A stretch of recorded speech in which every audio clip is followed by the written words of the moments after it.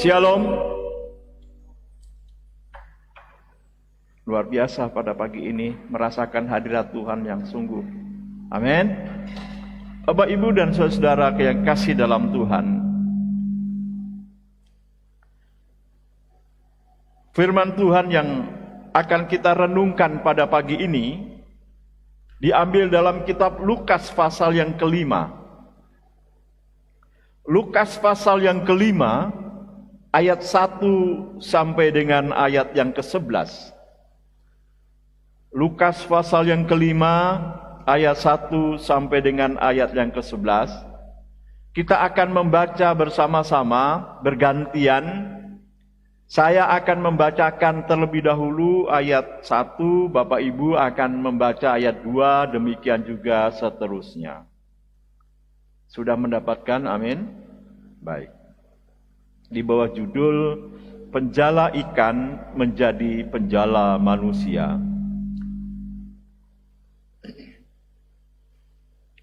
Pada suatu kali, Yesus berdiri di pantai Danau Genesaret. Sedang orang banyak mengerumuni dia, hendak mendengarkan firman Allah.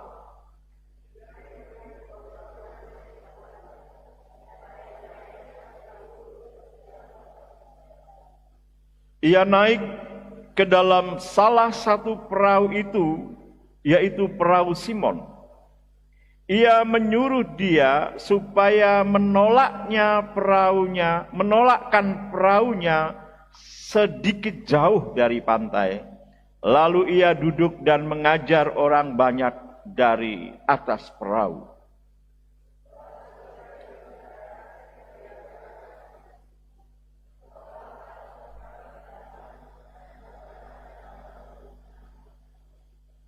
Simon menjawab, "Guru, telah sepanjang malam kami bekerja keras dan kami tidak menangkap apa-apa.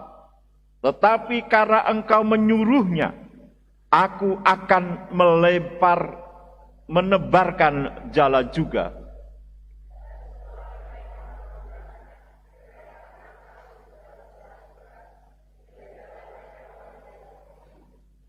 Lalu mereka memberi isyarat kepada teman-temannya di perahu yang lain supaya mereka datang membantunya. Dan mereka itu datang. Lalu mereka bersama-sama mengisi kedua perahu itu dengan ikan hingga hampir tenggelam.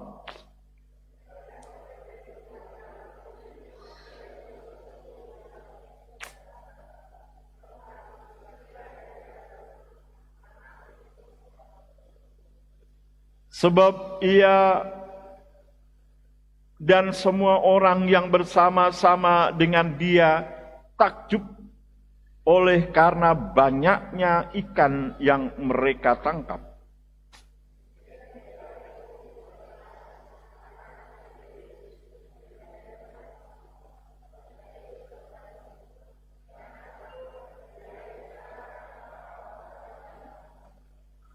Dan sesudah mereka menghela perahu-perahunya ke darat, mereka pun meninggalkan segala sesuatu lalu mengikut Yesus. Puji Tuhan. Cerita ini bukan asing dan bukan pertama kali kita baca dan renungkan. Anak-anak sekolah minggu juga sudah sering mendengar cerita ini, bahkan ada film yang bercerita tentang ini. Tebarkanlah jalamu. Ini sebagai perkataan Tuhan Yesus yang menarik untuk kita renungkan, yang bukan hanya peristiwa di balik sebuah mujizat yang terjadi di Danau Genesaret. Kita akan merenungkan di balik daripada peristiwa ini, yaitu tebarkanlah jalamu. Nah, saudara-saudara yang kasih dalam Tuhan, Sebelumnya saya akan memberitahukan hal-hal yang berhubungan dengan cerita ini. Dalam pemikiran aplikatif, ya, menebarkan jala bisa juga diartikan jala kebenaran. Mengingat apa? Penjala ikan menjadi penjala manusia. Jadi boleh diaplikasikan seperti itu. Kalau penjala ikan menjadi penjala manusia. Nah, penjala yang diartikan jala ikan itu boleh saya aplikasikan atau terapkan sebagai jala kebenaran dan jala-jala yang lain. Memang beda ya, antara penjala ikan dan penjala manusia itu beda. Kalau penjala ikan, kalau penjala ikan itu mencari ikan yang segar-segar, yang gede-gede, yang kecil-kecil dilepaskan. Sesudah menangkap, ikan itu dibunuh, ada yang dimutilasi, sesudah itu digoreng dan dimakan, kan begitu. Tapi kalau penjala manusia enggak, beda. Penjala manusia itu mencari yang sekarat, yang luka-luka, luka batinnya, yang hancur-hancuran hidupnya, ditangkap, yang memiliki hidup tidak berpengharapan, ditangkap, dikumpulkan, dibalut lukanya, dibina, menjadi segar, dan ikut Tuhan. Itu beda ya. Kalau penjala ikan bertolak belakang. Nah, jadi jala di sini bisa diartikan banyak, bisa jala kebenaran dan lain. Nanti saya akan terangkan lagi di poin-poin berikut.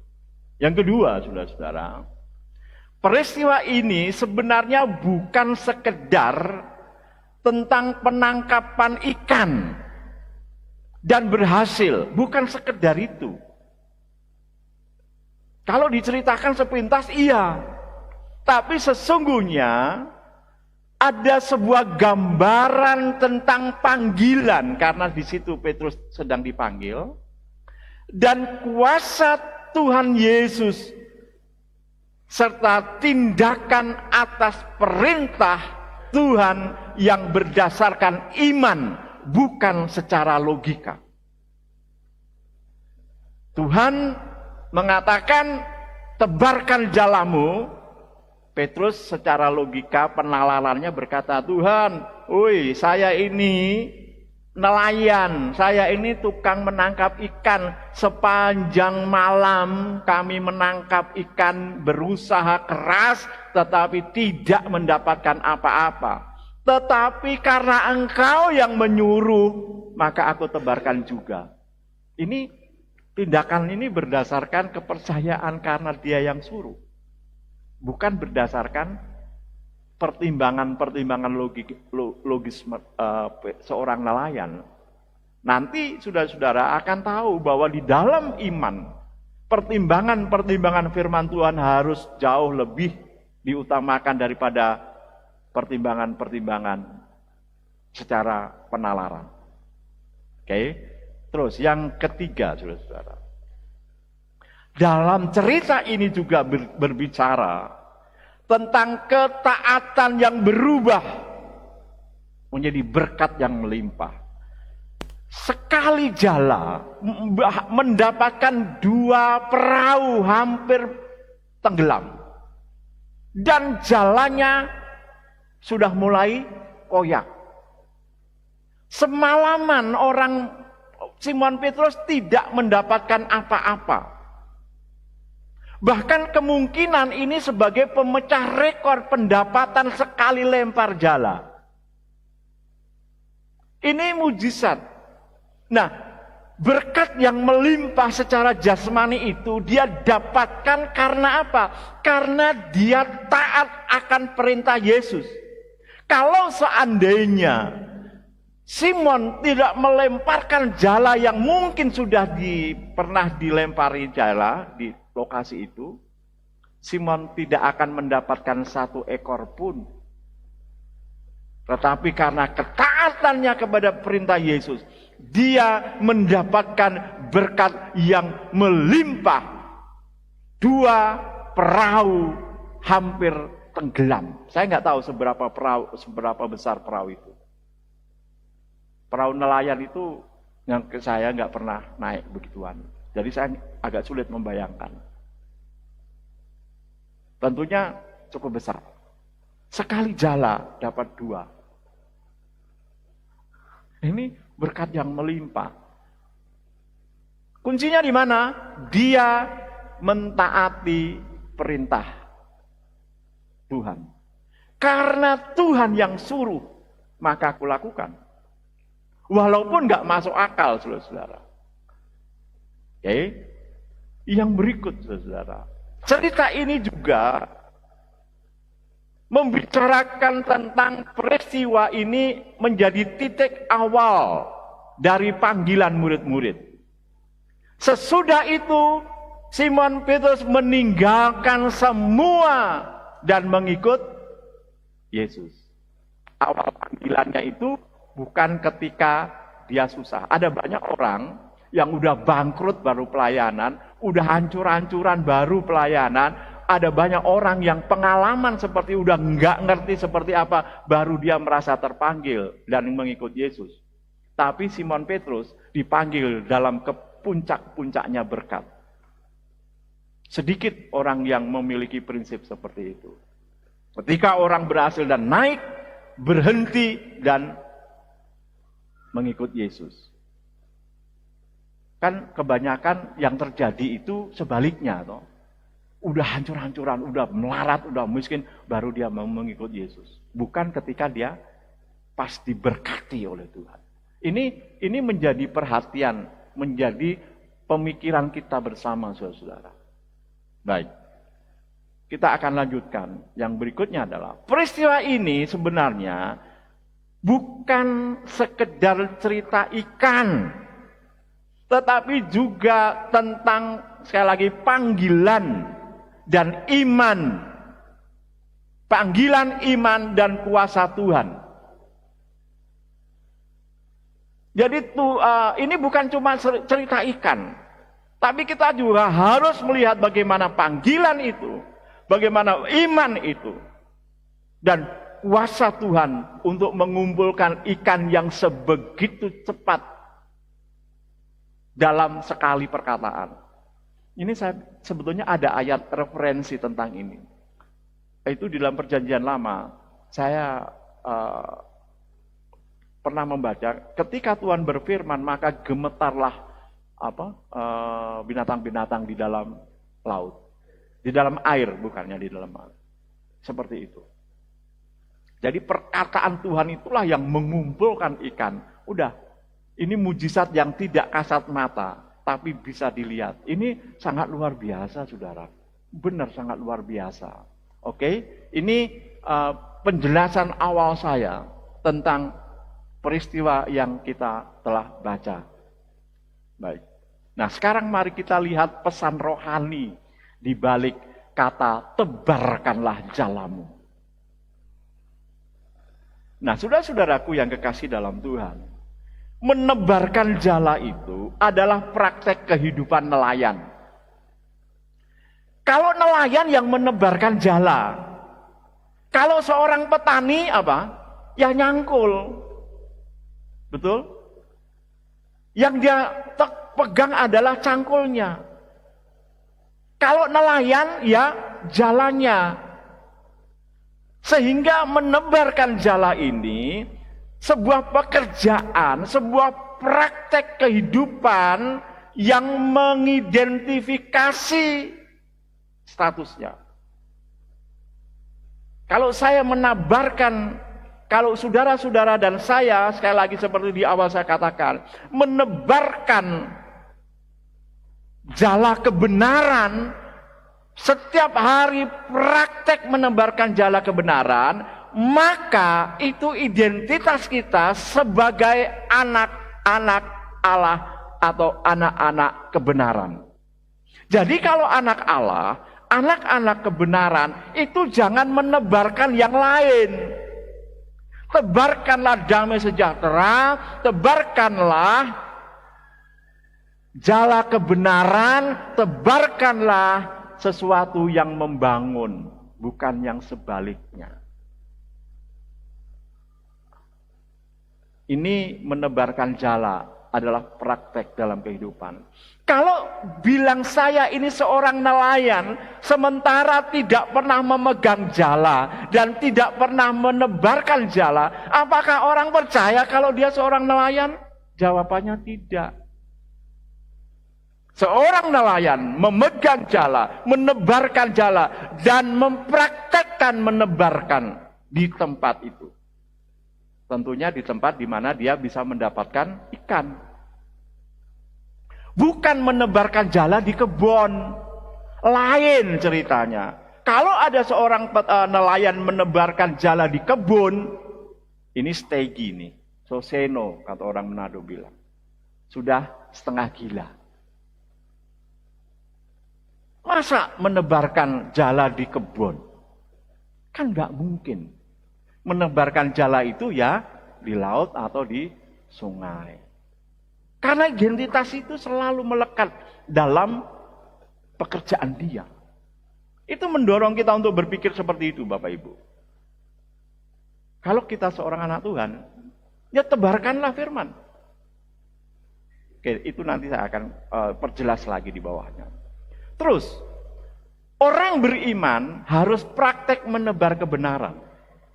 Kebenaran yang kita miliki, kebenaran yang selalu kita dengar, itu harus kita praktekkan dalam hidup kita. Oleh sebab itu Rasul Yakobus mengatakan, bukan hanya cakap mendengar tetapi melakukannya. Kita nggak akan pernah memiliki identitas sebagai anak-anak kebenaran kalau kita tidak menebarkan kebenaran itu yang setiap saat kita terima, setiap kali kita renungkan firman, mendengarkan khotbah, berada di persekutuan dan lain-lain, kebenaran-kebenaran itu kalau tidak dipraktekkan, itu bukan identitas seorang penebar kebenaran. Saudara-saudara yang kekasih dalam Tuhan, belakangan ini saya juga menebarkan hal-hal yang baik, mengkonstruksi banyak hal. Baik kepada negara ini maupun pada institusi-institusi tertentu. Nanti saya akan saksikan pas mau doa syafaat. Pelajaran rohani yang ketiga tentang tebarkanlah jalamu itu. Menebarkan jala adalah sebuah relasi. Sekali lagi, relasi antara yang memerintah dan yang diperintah. Kita harus melihat menebarkan jala di sini dalam konteks Petrus itu menunjukkan sebuah relasi, sebuah hubungan antara yang memerintah dan yang diperintah. Yang memerintah Tuhan dan yang diperintah Petrus. Kalau Petrus tidak memiliki hati yang taat, hati yang percaya, dia tidak akan menebarkan jala. Kan yang nelayan Tuhan Yesus. Yang nelayan itu adalah Simon, bukan Tuhan Yesus. Belum pernah diceritakan dalam Alkitab Tuhan Yesus itu jadi nelayan, belum pernah. Kalau murid-murid sebagai nelayan, iya. Ketika Tuhan menyampaikan tebarkanlah jalamu, itu berarti melihat sebuah hubungan antara yang memerintah dan yang diperintah. Ada penghargaan di situ. Kalau kita, saya dan saudara-saudara tidak menebarkan jala-jala kebenaran, jangan-jangan kita bukan orang yang taat kepada yang memerintah. Siapa? Tuhan. Kan karena kita kan memiliki relasi yang baik dengan Tuhan. Kita memiliki hubungan dengan Tuhan. Ketika kita melawan, ketika kita tidak menerima maka kita sesungguhnya tidak memiliki relasi yang baik dengan yang memerintahkan kita. Ngapain kita mau taati? Ngapain? Kan kita bertanya-tanya. Kadang-kadang pikiran kita terlalu banyak memikirkan pertimbangan-pertimbangan yang berakhir bertanya untuk apa saya ikuti itu. Saudara, sekali lagi, perintah menebarkan jala itu sesungguhnya juga berhubungan dengan relasi atau hubungan antara yang memerintah dan yang diperintah. Simon tipe murid yang taat. Dia memiliki hubungan yang lebih dekat daripada murid-murid yang lain. Kenapa? Relasi ini sudah dibangun sejak awal panggilannya. Kedekatan kita nggak bisa serta-merta jadi instan, nggak bisa, saudara. Itu harus dibangun secara terus-menerus sejak awal. Itu relasi. Apalagi dengan Tuhan. Kita setiap hari membangun hubungan baik dengan Tuhan melalui doa, melalui saat teduh, melalui firman, melalui pelayanan dan lain. Itu adalah bangunan relasi sehingga semakin hari semakin akrab kita dengan Tuhan. Ada banyak hamba Tuhan yang lain memakai istilah kita intim dengan Tuhan. Jadi tebarkanlah jalamu itu juga berbicara tentang hubungan antara yang memerintah dan yang diperintah. Oke. Yang keempat, saudara. Ini yang tadi saya bilang. Manusia duniawi menebarkan jala kematian, teror, menebarkan jala kehidupan adalah panggilan orang Kristen. Seorang teroris, kalau nggak menebarkan ketakutan, dia bukan teroris. Kalau dia tidak menebarkan ketakutan di mana-mana dengan berbagai cara, itu bukan teroris. Dia orang biasa. Tetapi seorang teroris itu menebarkan ketakutan, mau melalui medsos. Dan tukang gosip itu juga menebarkan hal-hal yang berbau hoax. Bigos, biang gosip. Kalau seorang penipu, dia berusaha untuk menebarkan hal-hal yang di mana dia memiliki kesempatan atau mencari mangsa yang bisa ditipu. Dan dunia ini menebarkan kematian. Saya kalau mengeksplor hal ini mengerikan, saudara, mengerikan. Sampai pusing juga kepala. Oh, ternyata kebaikan-kebaikan selama ini ujung-ujungnya teror juga. Ujung-ujungnya ini juga yang nggak baik, kematian juga.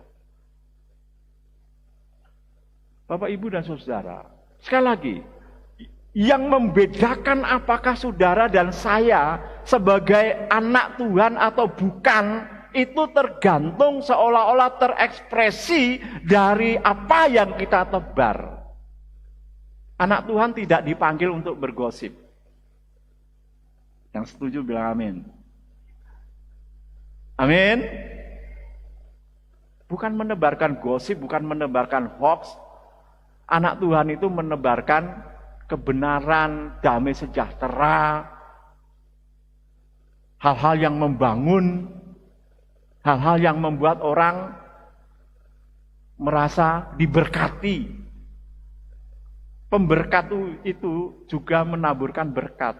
Bukan, kecuali kita bukan pemberkat. Beda yang kita taburkan. Kalau orang miskin menebarkan donasi, ayo siapa yang mau mendonasi. Itu memang karakter dia. Orang yang tukang cari dana. Saya sering bertemu dengan orang-orang begini, saudara. Cari dana, begitu diikutin, bukan buat pembangunan ini, ternyata buat diri dia sendiri. Tapi saudara dan saya tidak dipanggil untuk itu. Yang kelima, dalam peristiwa ini, kita bisa tahu bagaimana mengakui kehadiran Tuhan dan pertolongannya itu jauh lebih penting. Pernyataan Petrus, Tuhan tinggalkan kami orang berdosa. Dia tidak lagi memikirkan berkat yang melimpah itu. Dia tidak lagi berpikir untungnya banyak. Enggak. Yang dia pikirkan siapa Tuhan itu. Luar biasa cara berpikir seorang Petrus yang sederhana itu. Itu artinya apa? Dia merasa tidak layak akan kehadiran. Dia merasa Yesus itu enggak pantas bersama-sama dengan kita. Kesadaran yang seperti ini harusnya hidup juga dalam hidup kita. Dan kalau kita merasakan kehadiran Tuhan, enggak ada cara lain. Atau kita mau berkata, Tuhan jangan datang deh, jangan datang. Saya orang berdosa. Apakah seperti itu penerapannya hari ini? Enggak. Semua hamba Tuhan mengatakan, ketika kita merasakan hadirat Tuhan, mari kita sembah Dia. Karena kehadiran Tuhan dalam hidup kita itu jauh lebih penting dari berkat yang Dia limpahkan kepada kita. Amin. Amin. Saudara, saya pernah berkhotbah di tempat ini tentang berkat Tuhan. Kebanyakan orang Kristen jauh lebih sibuk dengan berkat yang ia terima daripada sibuk dengan yang memberkati. Itu problemnya. Orang Kristen diberkati secara melimpah dan dia tidak lagi melihat siapa yang memberkati, tetapi dia sibuk dengan apa yang sudah dia terima. Itu penyakit, saudara-saudara. Penyakit rohani orang Kristen di zaman sekarang. Maka dari itu jangan heran ketika berkat ini udah habis, datang lagi kepada yang memberkati. Tuhan, berkatilah saya, kirimkan berkat-berkat baru, bukalah jalan. Karena apa? Karena udah selesai nih. Ketika berkat begitu melimpah, entar dulu dia sibuk dengan berkat itu. Seharusnya orang Kristen itu seperti Petrus. Dia tidak lagi memikirkan berkat yang melimpah yang dua perahu hampir tenggelam itu. Dia fokus terus kepada yang memberkati. Amin. Mulai hari ini saudara, jangan sibuk dengan berkatmu. Saya tahu semua orang di sini diberkati, tapi sikap ini harus kita bangun mulai hari ini. Mari kita memberi waktu kepada yang memberi berkat kepada saudara. Amin. Oke. Jadi mengakui kehadiran Tuhan dan pertolongannya itu jauh lebih penting. Baik, pesan rohani yang berikut yang bisa saya sampaikan kepada saudara. Penangkapan ikan secara ajaib. Petrus ini kan menangkap ikan secara ajaib kan. Cuman sekali tebar, berapa menit nebar kan sih? Tapi hasilnya sebegitu. Ini sebenarnya keajaiban penebaran jala ini, keajaiban ini sebenarnya hanya sebagai bentuk atau tanda praktek iman dan ketaatan. Prakteknya berkat luar biasa. Praktek dari apa? Taat dan iman. Iman dan ketaatan itu dua hal yang tidak bisa dipisah-pisahkan. Petrus mempunyai iman, percaya karena Tuhan yang suruh. Dan dia mempraktekkan, dia mentaati. Maka aku tebarkan juga. Maka keajaiban berkat itu terjadi. Jadi, keajaiban berkat itu ada karena praktek iman dan taat. Paham sampai di sini kan? Oke. Jadi kalau saudara-saudara tunggu-tunggu kok saya nggak ada keajaiban ya dalam hidup saya ya, kok nggak ada ya? Ya pikir dulu apakah kita benar beriman dan taat enggak? Apakah kita mempraktekkan iman atau hanya iman itu cuma sebuah statement, hanya pengetahuan belaka dan kita nggak pernah praktekkan sehari-hari. Dan ketaatan kita itu dipertanyakan, benar nggak kita taat? Atau ketaatan kita itu hanya sebagai pameran, kasih tunjuk ke orang, oh aku ini loh taat. Bukan, kan Tuhan bukan melihat casing, tapi Tuhan melihat hati. Jadi penangkapan ikan secara ajaib itu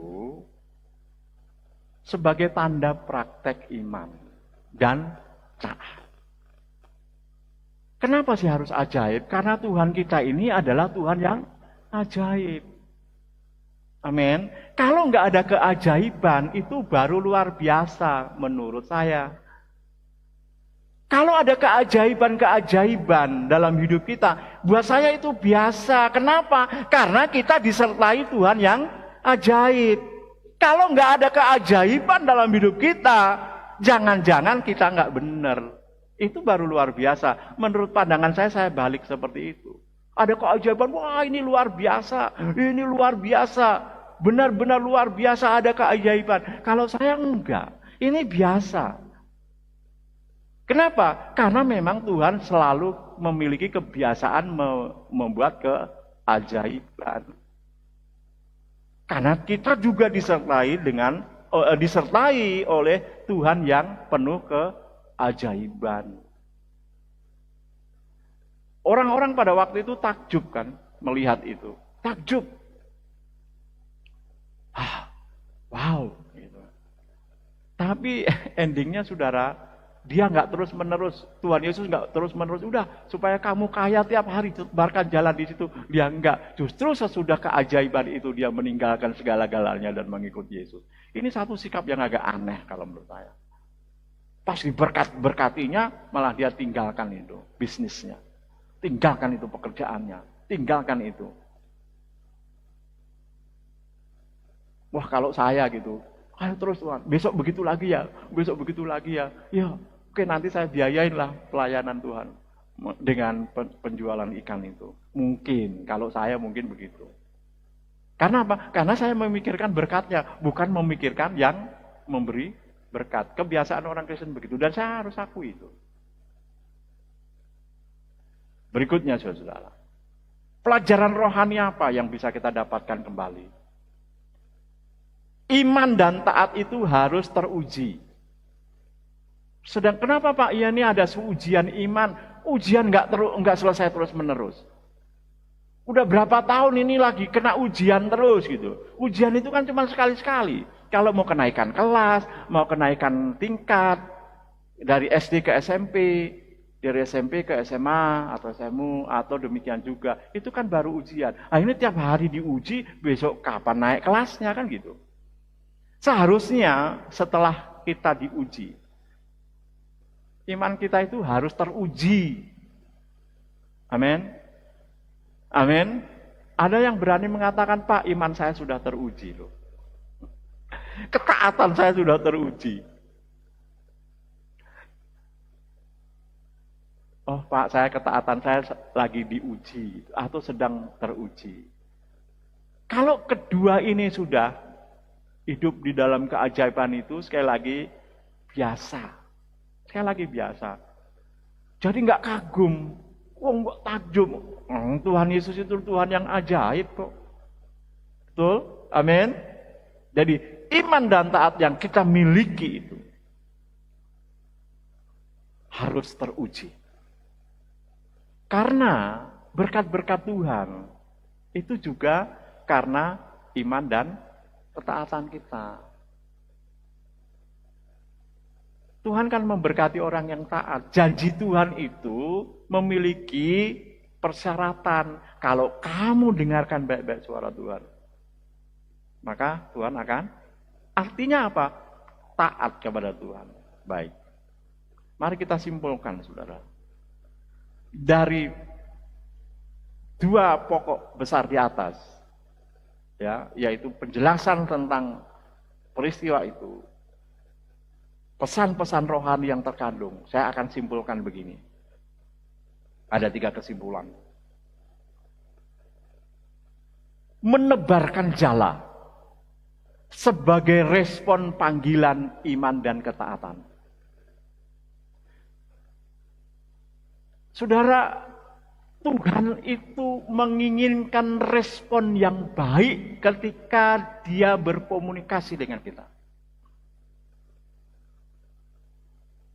Di antara kita ada orang yang memiliki profesi seorang guru.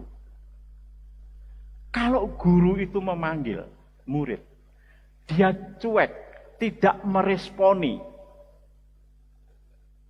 Ya. Apa? Guru itu pasti memiliki hati sebuah pertanyaan, ini anak kenapa? Apakah budak? Apakah hatinya tidak mood? Apa dia memikirkan yang lain, tidak fokus dan lain-lain? Ketika dipanggil dia diam aja. Demikian juga ketika Tuhan memanggil saudara-saudara sebagai apapun di dalam hidup saudara. Karena panggilan Tuhan itu begitu banyak identitasnya. Tidak semua orang dipanggil menjadi pendeta. Tidak semua orang dipanggil menjadi majelis. Tidak semua orang. Saudara memiliki profesi masing-masing sesuai dengan panggilan itu yang selalu saya doakan di akhir ibadah. Kalau kita tidak meresponi panggilan itu, maka sesungguhnya kita tidak, yang kedua, tidak memiliki relasi. Saya mau tanya, apakah saudara-saudara meresponi panggilan Tuhan? Amin. Meresponi, maka tebarkanlah jalamu. Saya pengen setiap orang berdiri sekarang, tolong sampaikan, mungkin menepuk pundaknya, minimal 3 orang, dan bilang, tebarkanlah jalamu. Ayo silakan. 3 orang. Jemaat berdiri, cari orang, berdiri kalau bisa, jangan duduk. Ya, sambil menepuk di pundak dan berkata, tebarkanlah jalamu. Ya, ini penting buat kita, saudara. Saudara-saudara diberi jala untuk itu. Jala kebenaran, jala kedamaian. Dan saudara mesti responi itu. Amin. Amin. Tebarkanlah jalamu. Kalau enggak saudara menebarkan jala, berarti saudara tidak taat dan tidak meresponi panggilan Tuhan. Saya pastikan. Kesimpulan yang kedua. Menebar jala adalah manifestasi relasi dengan Tuhan. Kalau engkau memiliki hubungan baik dengan Tuhan, maka engkau pasti berbuat praktek menebarkan jala itu. Setiap orang dikasih kok. Nggak ada, oh saya nggak punya jala, nggak mungkin. Jala itu bisa mulut kita, bisa tindakan kita, bisa tangan kita, bisa kaki kita. Sekali lagi, kesimpulan yang kedua yang ingin saya sampaikan. Menebarkan jala. Jala kebenaran, jala kedamaian, jala berkat. Jala-jala hal yang lain adalah bentuk manifestasi relasi dengan Tuhan. Kesimpulan yang terakhir, saudara. Menebarkan jala adalah kenyataan yang harus diwujudkan dalam semua aspek kehidupan. Kalau engkau tidak menebarkan jala, maka engkau tidak disebut sebagai penjala manusia. Itu panggilan. Mulai hari ini kamu akan kujadikan penjala ikan menjadi penjala manusia. Prinsipnya harus berubah. Cari orang-orang yang sekarat rohaninya, cari orang-orang yang sudah nggak memiliki pengharapan, yang frustasi, yang berdosa, yang hidupnya hancur-hancuran. Cari mereka, doakan mereka, bina mereka dan ajak mereka untuk datang kepada Sang Penjunan, yaitu Tuhan Yesus Kristus itu. Itu tindakan menebarkan jala, menjala manusia. Dan status penjala manusia ini tidak peduli apakah engkau laki-laki atau perempuan. yang namanya anak Tuhan semua diberi tugas dan diberi identitas sebagai penjala manusia. Yang setuju lambaikan tangan. Pulang dari sini, jangan bilang, oh Pak Dono ini khotbahnya tambah bikin berat hidup saya. Enggak, saudara. Saya cuma mengingatkan, merefresh kembali kebenaran firman Tuhan ini. Kalau engkau tidak praktek, maka engkau, saya pastikan, tidak memiliki relasi dengan Tuhan. Jangan-jangan engkau juga bukan orang beriman. Jangan-jangan engkau juga bukan orang yang taat. Tuhan memberkati kita semua.